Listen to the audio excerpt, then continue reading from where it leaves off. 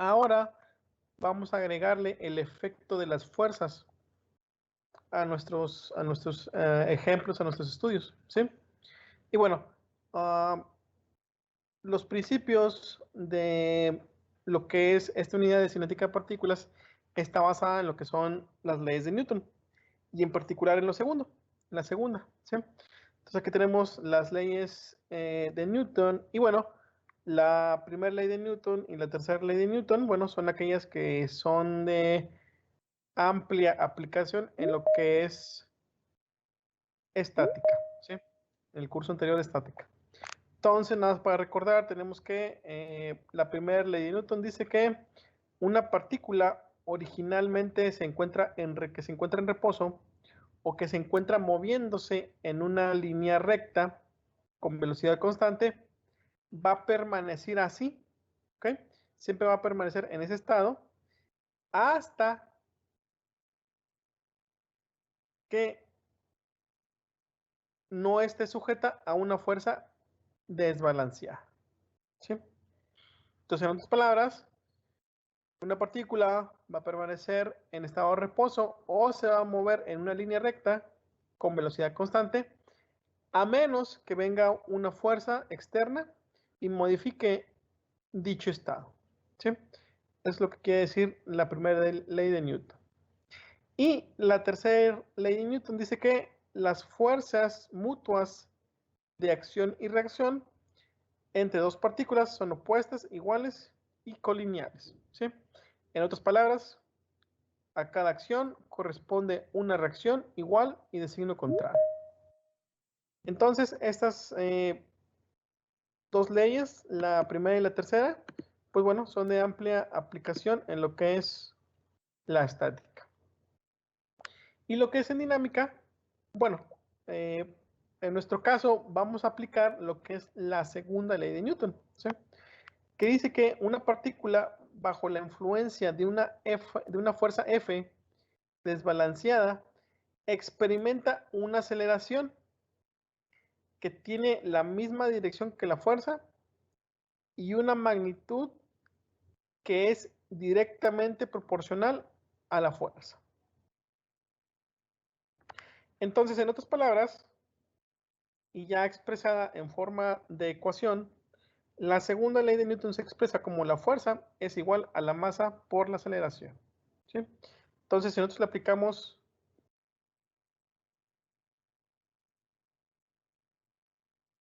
a un objeto, a una partícula, a un cuerpo, le aplicamos una fuerza, entonces esta partícula va a experimentar una cierta aceleración, ¿sí? Y esa aceleración va a ser directamente proporcional. ¿Qué quiere decir esto? Quiere decir que si la fuerza es grande, entonces la aceleración que va a experimentar esta partícula, pues también va a ser grande. Y si la fuerza es pequeña, pues bueno, en consecuencia también la aceleración es pequeña, ¿sí? Y va a tener la misma dirección que esa fuerza, ¿ok? Hasta aquí, ¿alguien tiene alguna pregunta, jóvenes? ¿Alguna duda?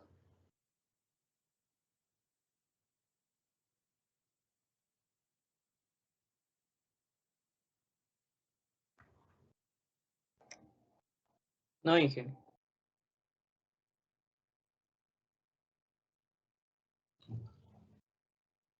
Ok, muy bien.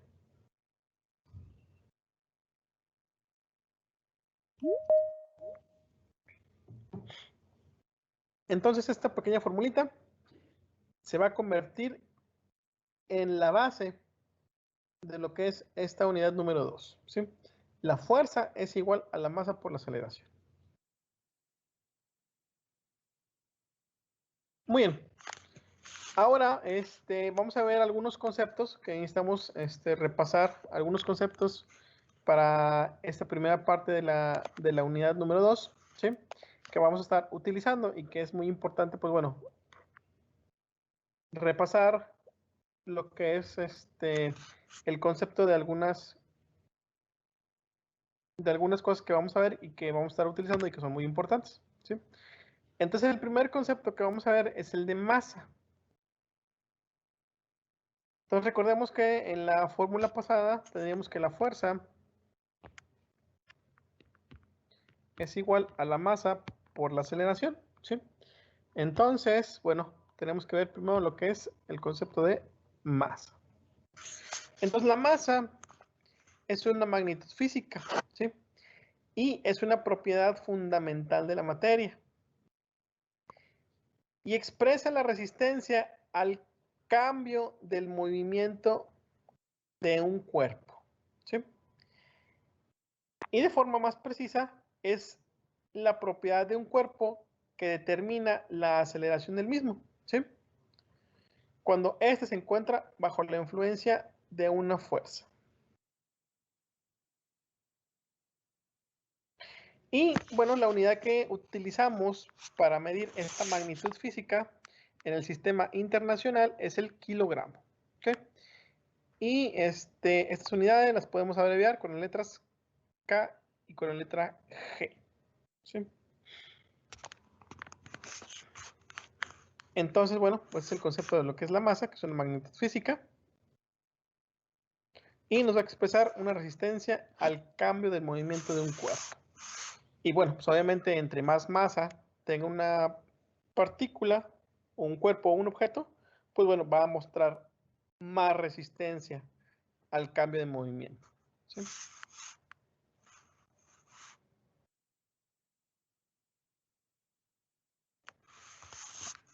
Ok, ahora el siguiente concepto es el de peso. No hay que confundir lo que es la masa y lo que es el peso, ¿ok? Como lo vimos, la masa pues es una magnitud fundamental, ¿sí? Pero no es una fuerza, ¿ok? Entonces, el peso sí es una fuerza. Entonces, no hay que confundirlos, ¿ok? Aunque bueno, algunas veces se puede confundir fácilmente, pero el peso es una fuerza y la masa no es una fuerza, ¿sí? Entonces, bueno, ahora sí. El peso, pues bueno, es una medida de la fuerza gravitatoria que actúa sobre un objeto.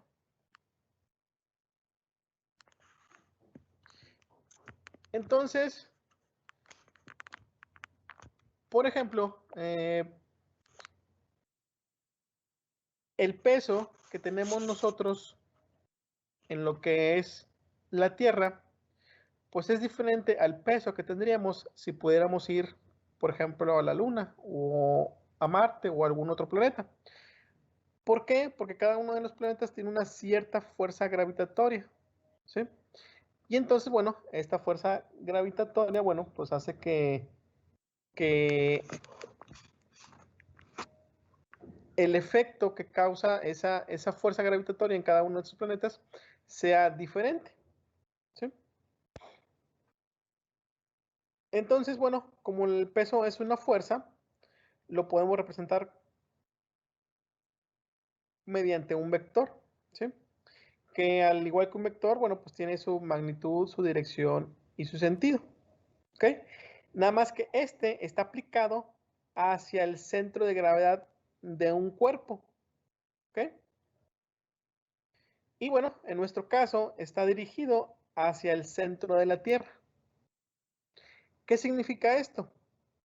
Significa que cuando tengamos que hacer un diagrama de cuerpo libre, porque bueno, eventualmente cuando realizamos o cuando resolvemos ejercicios, vamos a tener que hacer un diagrama de cuerpo libre, que es bueno, es un diagrama en el cual nosotros representamos todas las fuerzas que están actuando sobre un objeto.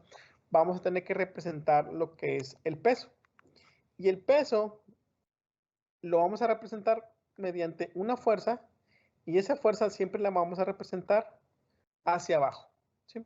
Entonces no importa el sistema de ejes coordinados que estemos viendo o que estemos utilizando, siempre el peso lo vamos a representar con la letra W y siempre lo vamos a representar hacia abajo, ¿okay? ¿Alguien tiene alguna pregunta o alguna duda?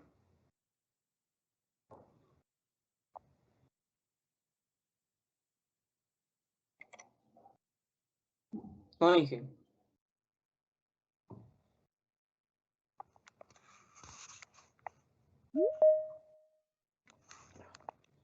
Muy bien. Ahora, ¿cómo vamos a calcular el peso? El peso lo vamos a calcular multiplicando la masa por la gravedad. ¿Okay? La masa, como ya habíamos mencionado, tiene unidades de kilogramos. Y la gravedad tiene un valor de 9.81 metros sobre segundo al cuadrado. ¿Sí? Entonces, al momento de multiplicar estas unidades, es decir, kilogramos, metros sobre segundo al cuadrado, estas unidades se convierten a su vez en otra unidad fundamental que se llaman los newtons. ¿Sí? Entonces, la unidad de medida que tiene el peso es en newtons. ¿Sí? Y bueno, ya si queremos descomponer esa unidad de fuerza, que son los newtons, pues es igual a kilogramos metros sobre segundo al cuadrado. ¿Okay? Entonces, esas van a ser las unidades del peso.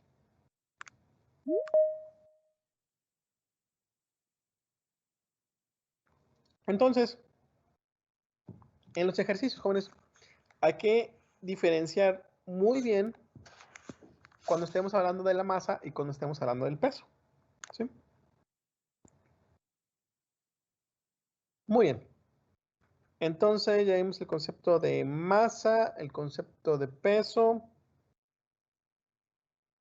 Y ahora vamos a ver lo que es el concepto de lo que es fricción. ¿Sí? Hasta aquí, jóvenes, antes de ver lo que es fricción, ¿alguien tiene alguna pregunta o alguna duda?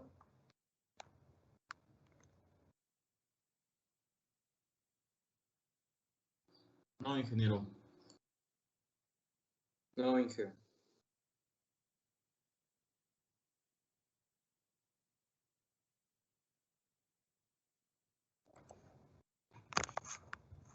Ok, muy bien. Entonces, vamos a continuar con lo que es la fricción. ¿Sí? ¿Cuándo se genera la fricción? La fricción se genera cuando dos superficies que tienen una característica que especial, que son superficies ásperas o rasposas o rugosas, entran en contacto. ¿Sí? Y entonces cuando estas dos superficies rugosas entran en contacto y tienen un cierto movimiento, ahí se va a generar una cierta fuerza. ¿Sí? Y esta fuerza se va a oponer al deslizamiento o al movimiento entre estas dos superficies. ¿Sí?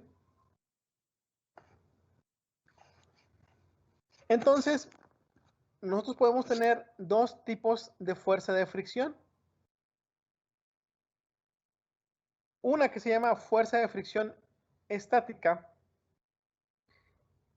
y la otra es una fuerza de fricción que se llama cinética. ¿Sí?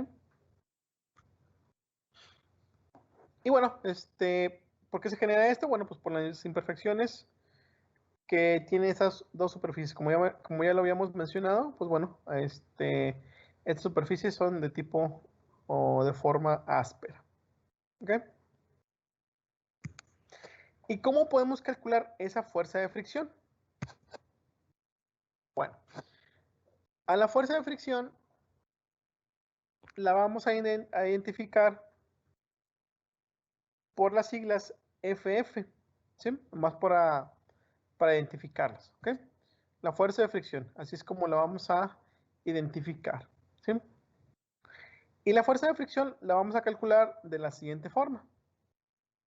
Vamos a utilizar un cierto coeficiente que le vamos a llamar coeficiente de fricción, ¿sí?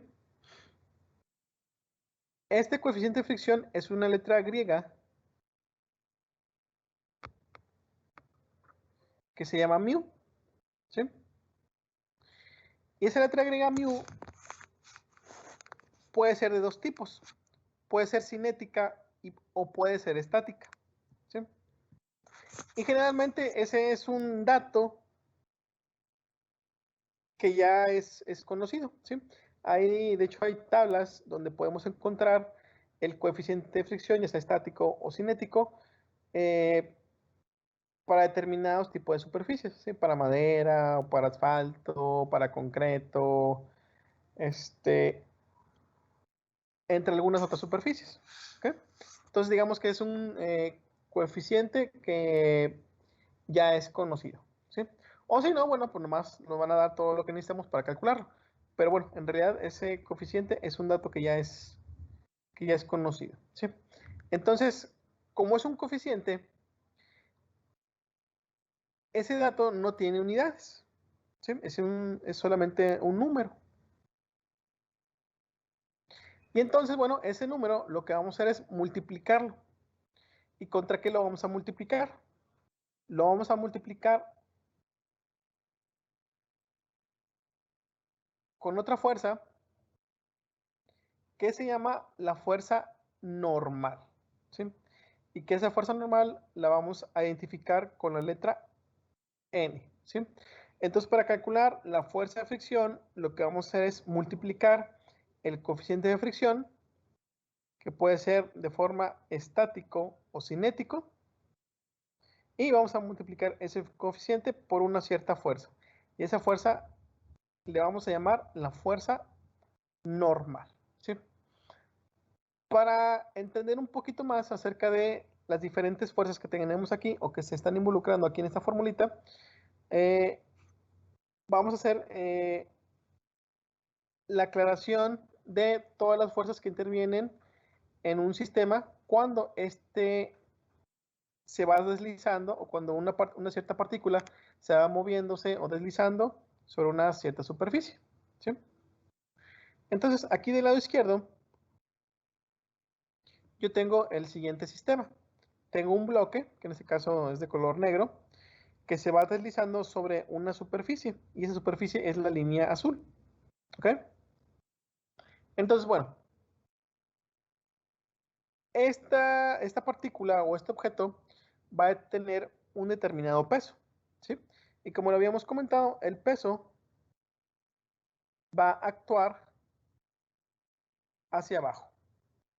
¿Sí? Y después, si la partícula o el objeto está en movimiento, pues entonces quiere decir que hay una fuerza que está causando dicho movimiento. ¿Sí? Muy bien. Después, vamos a tener otra fuerza que está aquí en la parte inferior, que esa fuerza le vamos a llamar fuerza normal. Pero esa fuerza, ¿de dónde sale? ¿Cómo se genera? Y esa fuerza la vamos a obtener de la siguiente forma.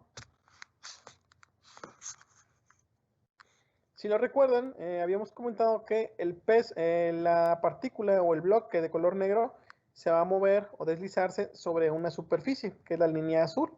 ¿Sí? Y entonces, si nuestra partícula o nuestro objeto, nuestro bloque, tiene un cierto peso, pues entonces esa superficie sobre la cual se va a estar deslizando, pues va a tener un cierto efecto sobre ese bloque o esa partícula. ¿Sí? Entonces, si esa superficie no tuviera ese efecto, pues entonces el bloque caería, ¿sí? Caería hacia abajo, caería hacia el centro de la Tierra. Pero en este caso, esa superficie va a evitar que el bloque se caiga. ¿Sí? Entonces el efecto que va a tener esa superficie sobre ese bloque, pues es una fuerza que va a evitar que el bloque se vaya hacia abajo. ¿Sí? Entonces a ese efecto que tiene esa superficie le vamos a llamar fuerza normal. ¿Ok? ¿Y por qué se llama normal? Se llama normal porque es perpendicular. ¿Recuerdan en la unidad pasada que les comenté cuando estábamos viendo el tema de componente normal y tangencial?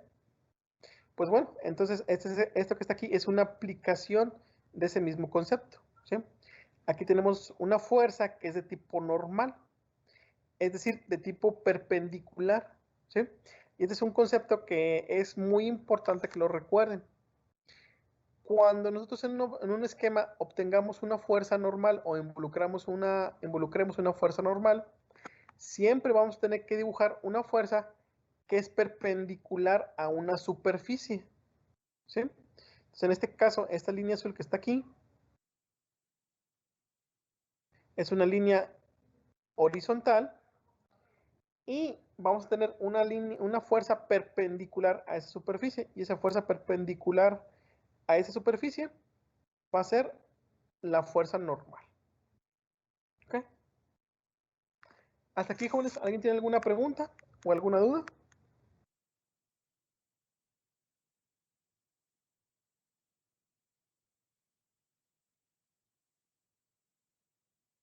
No, Inge, todo bien. Muy bien. Vamos a suponer que aquí tenemos un sistema similar a este que tenemos aquí, nada más que ahora la superficie va a estar inclinada. Entonces vamos a dibujar aquí un bloquecito, ¿ok? Y después sobre este esquema vamos a dibujar las fuerzas que intervienen en este sistema, ¿sí? Entonces tenemos un bloque y ese bloque debe tener una masa y por lo tanto pues debe tener un peso. Entonces el peso siempre lo vamos a dibujar hacia abajo, ¿sí? Y después, si queremos que el bloque se deslice, ya sea hacia arriba o hacia abajo, pues le vamos a tener que aplicar una cierta fuerza. ¿Ok?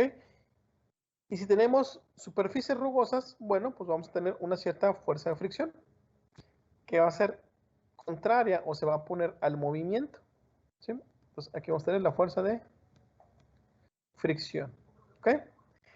Y después vamos a tener una fuerza normal, que es perpendicular a la superficie. Entonces vamos a tener una fuerza que es perpendicular a la superficie y le vamos a llamar fuerza normal. ¿Ok? Entonces, si tuviéramos ahora el caso en el cual un bloque se deslizara sobre una pendiente inclinada, así es como nos quedaría el diagrama de cuerpo libre. ¿Sí? ¿Alguien tiene alguna duda, jóvenes, o alguna pregunta?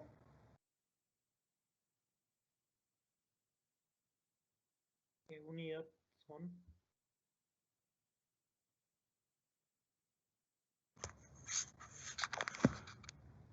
¿Más preguntas, más comentarios, no? No, ingeniero. No, ingeniero.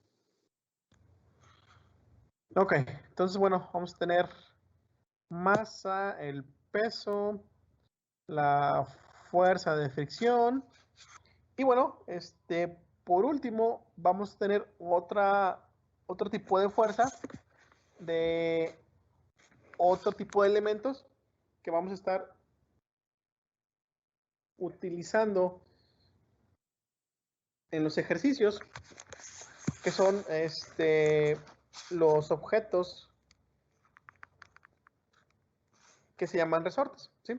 O el cual funcionan o los podemos deformar o tienen propiedades muy parecidas a lo que son un resorte, ¿sí? Entonces, bueno, para calcular la fuerza que ejerce este tipo de elementos, pues bueno, vamos a utilizar la siguiente relación, ¿sí? Para calcular la fuerza de este tipo de elementos, la fuerza de estos resortes, vamos a hacer lo siguiente.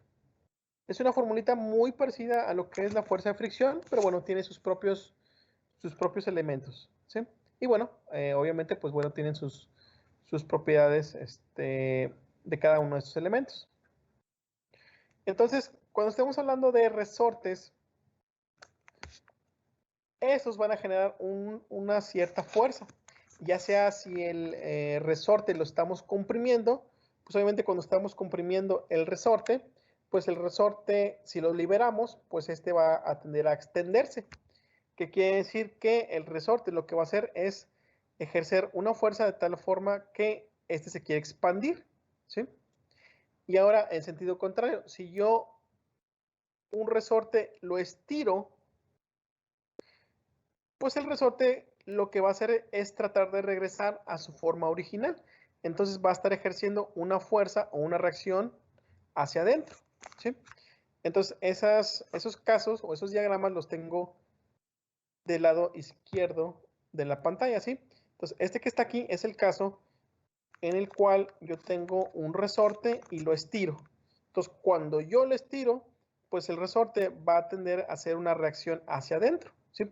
Por eso la flechita de color rojo está apuntando hacia adentro del resorte. Y en caso contrario, cuando yo tengo un resorte y lo estoy comprimiendo, pues el resorte va a tender o va a querer liberarse para regresar a su posición original y va a tender a hacer, o la reacción que tiene, pues es hacia afuera. ¿Ok? Entonces, bueno, ahora sí, para calcular esa fuerza que va a tener el resorte, lo que vamos a hacer es lo siguiente. Vamos a multiplicar un cierto factor que se va a llamar la constante del resorte. ¿Ok? Esta constante del resorte, pues es un coeficiente, ¿sí? Y ese coeficiente, bueno, va a depender de varios factores. Va a depender del material del que está hecho el resorte, va a depender del número de vueltas que tiene el resorte, va a depender del espesor del material del que está hecho el resorte, entre otros, ¿sí? Pero bueno, aquí la parte positiva es que esa propiedad del resorte ya la vamos a conocer, ¿sí? Al igual que los coeficientes de fricción, esta constante de resorte, bueno, es un dato que es conocido y que lo podemos encontrar en algunos libros, sobre todo los libros de lo que son diseño mecánico, ¿sí? Y después vamos a tener que multiplicar esa constante del resorte por una cierta deformación, ¿ok? Y esa deformación la vamos a calcular haciendo la siguiente operación. Esa operación con la cual vamos a obtener la deformación del resorte, bueno, lo que vamos a hacer es lo siguiente.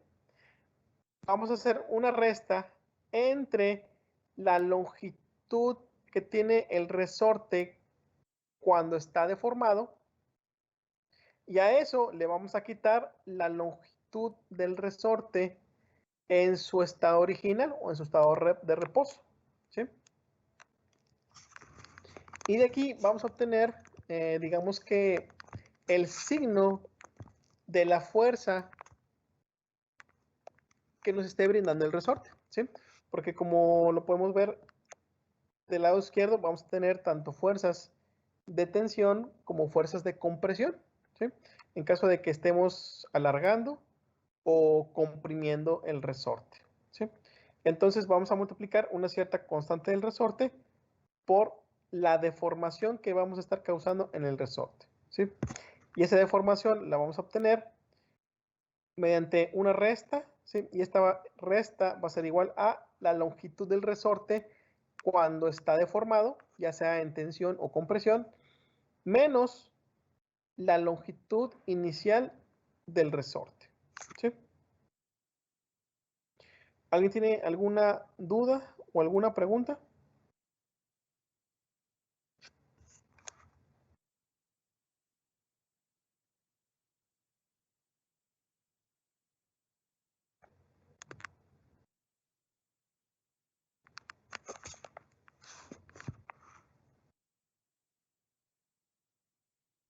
¿Preguntas, dudas, sugerencias, aclaraciones? Entonces era por la constante del resorte, Inge, era la, eh, la distancia de que se comprimió menos la distancia de reposo, ¿verdad? No, la constante del resorte es una propiedad, es un coeficiente que tiene el resorte. Este coeficiente ya no lo van a dar y es un dato conocido. Lo que hay que calcular es la deformación, que la deformación, ahí sí, tenemos que hacer una resta entre la longitud del resorte, cuando está deformado, o sea, cuando ya los tiras, pues se va a deformar, va a tener una cierta longitud. ¿sí? Y si lo sueltas, pues bueno, el resorte va a tener una cierta longitud, pero inicial o en estado de reposo. Ah, ok. Ya. Muchas gracias, Inge. De nada. ¿Alguien más tiene alguna pregunta o alguna duda?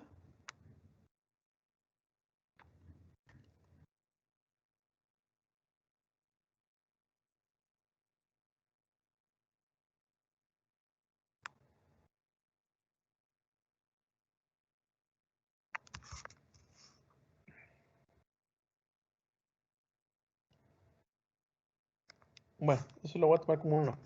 Entonces, bueno, esos son todos los conceptos que vamos a ver, que necesitábamos para empezar a revisar o estudiar cada uno de los sistemas de ejes coordenados que vamos a estudiar, ¿sí?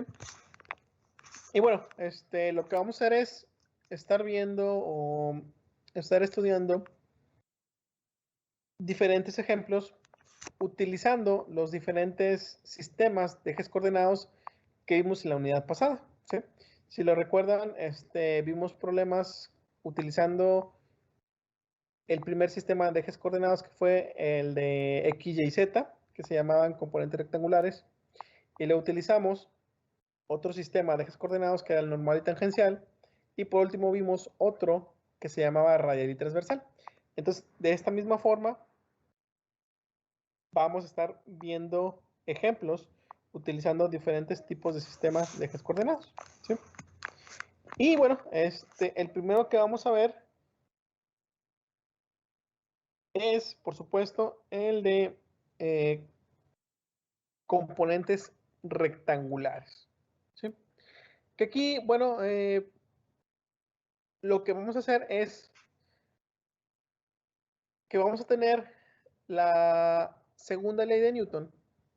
Y esa segunda ley de Newton, lo que vamos a tener que hacer es adaptarla de tal forma que le vamos a agregar todos los factores que estén interviniendo en el movimiento de la partícula, ¿sí? Y bueno, estos efectos van a estar aplicándose en el eje X, en el eje Y y en el eje Z, ¿sí? Entonces, en la figurita que tenemos en la parte superior, en el esquema, tenemos ahí un sistema en el cual ya tenemos nuestro sistema de ejes coordenados, ya tenemos nuestra X, nuestra Y con nuestra Z, y luego tenemos una partícula que se va deslizando sobre una cierta trayectoria curvilínea, ¿sí? Y entonces cuando tenemos aplicándose un cierto sistema de fuerzas sobre una partícula, pues este sistema de fuerzas van a tener un efecto sobre el eje de la Z, van a tener un cierto efecto sobre el eje de la Y y van a tener un efecto sobre el eje de la X, ¿sí? Y entonces vamos a adaptar la segunda ley de Newton y lo que vamos a hacer es lo siguiente. Esta ecuación que está aquí es la ecuación de la segunda ley de Newton, pero de forma general, ¿sí? En el cual tenemos que la sumatoria de todas las fuerzas, pues es igual a la masa por la aceleración, ¿ok? Pero aquí no estoy diciendo que las fuerzas, aquí no le estoy diciendo, o la fórmula no me está diciendo en dónde se están aplicando las fuerzas, ¿sí? ¿Por qué? Porque la ecuación que tenemos aquí es una ecuación de forma general, ¿sí?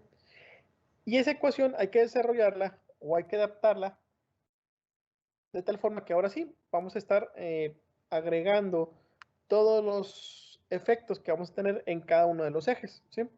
Entonces ya esta ecuación de forma desarrollada y adaptada para los ejes X, Y y Z va a quedar de la siguiente forma, ¿sí? Vamos a tener que la sumatoria de fuerzas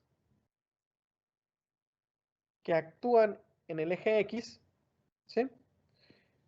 En dirección de la Y, porque acuérdense que esto que está aquí es un vector, más la sumatoria de fuerzas que actúan sobre el eje de la Y en dirección de J, más la sumatoria de fuerzas en Z con dirección de la K. Esto va a ser igual a la masa por la aceleración, ¿sí? Nada más que la aceleración, si lo recuerdan, tiene componentes en X, Y y Z también.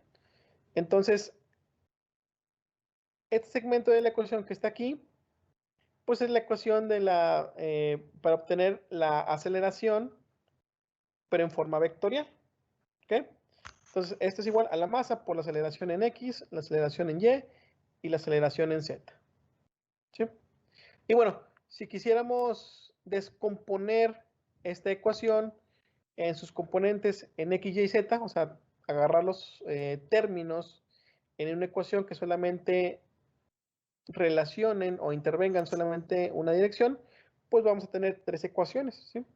En la cual la sumatoria de fuerzas en X es igual a la masa por la aceleración en X, y luego vamos a tener que la sumatoria de fuerzas en Y es igual a la masa por la aceleración en Y, y luego vamos a tener que la sumatoria de fuerzas en Z es igual a la masa por la aceleración en Z, ¿sí?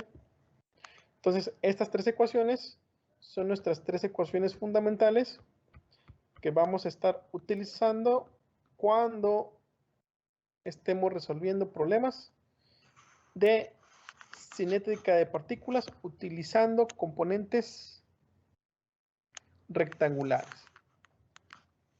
Aquí esta cosa está mal escrita. Bueno, ahorita la arreglamos. ¿Sí? ¿Alguien tiene alguna pregunta, jóvenes? ¿Alguna duda?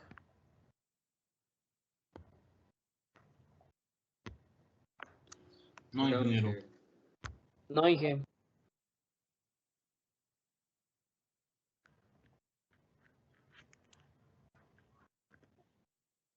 Ok, muy bien, jóvenes.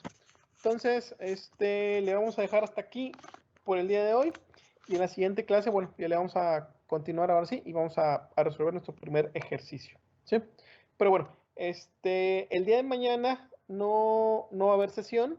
Les voy a dar chance de que tengan un día más para que ustedes puedan resolver los ejercicios que están ahí en el Educatec. Y luego, pues el día miércoles, pues bueno, tampoco vamos a tener sesión porque ese día es la evaluación. Y entonces, nos estaríamos viendo hasta el próximo jueves. Entonces, el próximo jueves, ahora sí, estaríamos resolviendo nuestros ejercicios, nuestro primer ejercicio. ¿Ok? ¿Alguien tiene alguna pregunta, jóvenes? ¿Alguna duda?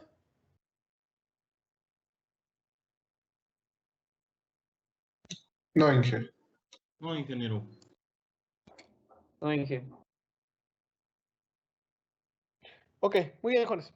Entonces, si no hay más preguntas, si no hay más dudas, nos vemos el próximo día jueves. Que pasen buena tarde. Hasta el jueves, ingeniero. Gracias.